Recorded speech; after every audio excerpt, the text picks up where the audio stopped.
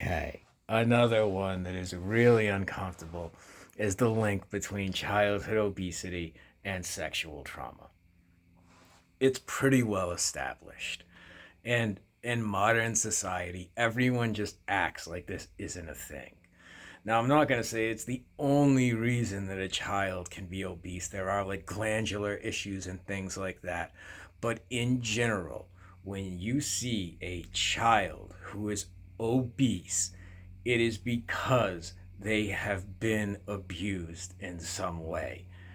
Almost, I don't want to say universally, but it is a very, very large percent. And it is why diets always fail, because much like addiction, they are trying to treat the addiction and not the cause of the addiction, which is the trauma. That's why the person is doing it. And it's not because of Kraft macaroni and cheese and Oreo cookies. It's because the kid is under white knuckle tension to themselves, but the way that is manifesting is they are making themselves unattractive. And usually, this is why they will stop practicing hygiene. They will allow themselves to smell very bad. It's not just that fat people smell very bad, it's that people who are fat stop practicing hygiene because of the trauma, right? Like these things go together. And I mean, this has been my experience. I was like that when I was younger. And I mean, this went well into my 20s, where I still would wear the same clothes for months, wouldn't bathe. And like, I knew other people who did this too. And it was all because of some childhood trauma, like, all relating to sexual trauma as well. And in my case, it was a bit more severe, but nevertheless, like, I remember trying to convey to a teacher in first grade. I remember trying to talk to them, and it got me hurt. Uh, and so I only tried one more time in the sixth grade. I wrote the teacher something because I really liked the teacher. And I was convinced like terrible shit's gonna happen, but then she just handed the paper back to me with all kinds of red X's on it. So I'm guessing it didn't. I didn't explain it very well, or it could have just been people like to turn a blind eye. I don't want to say like to turn a blind eye, but people turn a blind eye to extremely upsetting things because to acknowledge that upsetting thing, they then have to either see themselves as a bad person when they look away or they have to do something about it. And most people aren't going to do anything about it. This has been my experience with human beings. And it's one of the reasons I try very hard not to turn a blind eye, even on unpopular issues or things that are going to make me seem like a bad guy, like saying there is a link between childhood obesity and sexual trauma. But there is.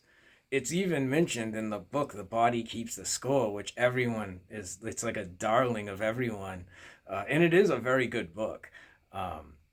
It's difficult to read at points if you have a history of very upsetting stuff in your life, but it's a very good book. For the most part, it's quality. But it's even mentioned in there. You can go look the studies up yourself. Like this isn't just me saying some one of my far out theories on why things are the way they are. This is pretty well established. It's just the way our society has developed. Like being fat is a lifestyle choice. You're not supposed to be judgmental about people, but childhood obesity is almost always a result of sexual trauma. Like that's just the way it is. I wish it was some other way, but that's why so many of the ways of dealing with it are so ineffective because they are trying to treat the inappropriate consumption of food and not what compels the child to make those decisions in the first place. And if you want to deal with it, that's what you have to do. Just like a drug addict, you can't treat the addiction, you have to treat what causes the addiction, which is whatever they're trying to escape from. You know, And like I said, you can just type in childhood obesity and abuse, and you will get a list of studies that come back that went on even from like the 50s onward. It's pretty well established, but everyone just acts like it isn't happening today.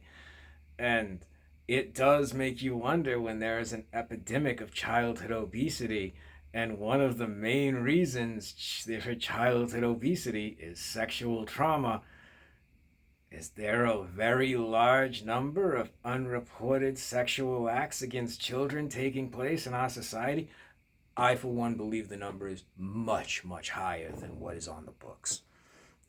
Most people who are victimized and truly abused will never talk about it, and they will never even acknowledge it.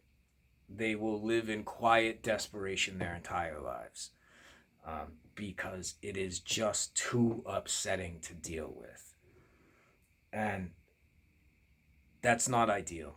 Uh, you don't want people to go through life like that. But if nobody ever says anything and everyone just pretends it's Kraft macaroni and cheese and Oreo and you need to run your ass around the block a few times, like, and I understand why that's an attractive way to look at things, because if you look at it as a matter of willpower and not a matter of dealing with an extremely fucked up situation that they had no control over, that changes the scope of like responsibility. And you also want the person to take some responsibility over their life. They obviously have to, but the cause of it, well, that's usually not something that they had anything to do with.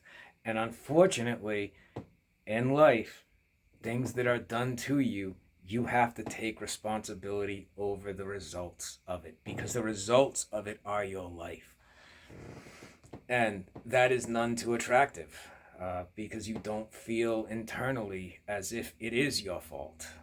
But, and it's not your fault, but you still have to deal with the consequences of it and make your life into a place you want to exist in, rather than just, quiet desperation, you know. So take it for what it's worth, I guess.